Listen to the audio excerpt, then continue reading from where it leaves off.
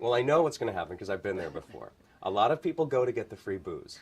So there are people with bags full of swag from all over the place and little cups, and they've been drinking all morning, which is interesting because it poses a problem for an attorney who's out there trying to say, is your relationship protected? Nobody, you know, with a Cosmo in their hand wants to talk about writing a will.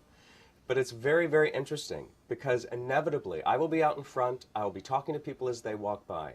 I'll try to create a one-liner that will either get people's attention or give them something to think about. And if they stop for a minute, I'll hand them a brochure. And if they stop for 2 minutes and talk to me, I'll give them more information. That's what I'm looking for.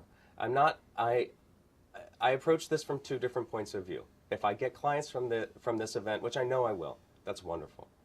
But if I tell people what they can do to protect their relationship, that's the greatest thing in the world. And that's the reason why I'm practicing this type of law. I know there are going to be a lot of people who aren't even going to want to know me from Adam, you know. But there will be people who will stop, and there will be people who will talk, and there will be people who will say, you know what, I have a friend who may need your services. Or I may have a friend who has a question about this. You know, so it's very, very interesting for our organization to be there. If you stand behind the counter and wait for people to come up to you, you're going to have a horrible expo experience.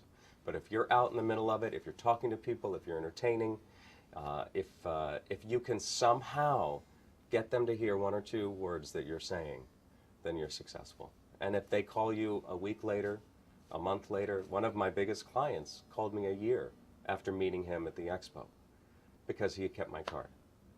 So you never know what's going to happen. It's always fun. It's always crazy.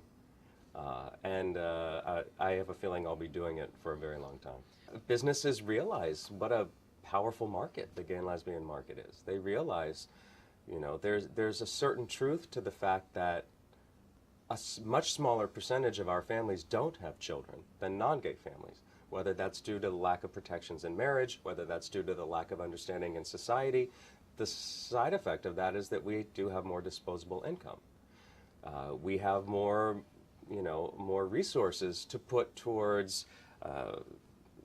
a number of different things, from financial services, saving our money for retirement, to vacations, to you know, finding wedding resources or honeymoon resources.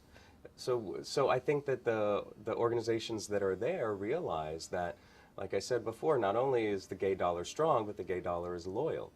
And if we see you there reaching out to us, we're going to remember that.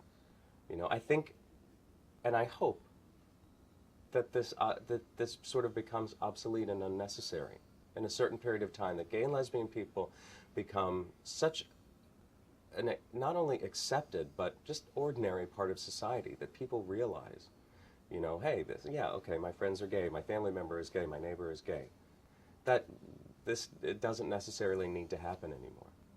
But for the time being, we need to feel the support of the business community, and the business community obviously wants to reach out to us. So right now it's a win-win situation.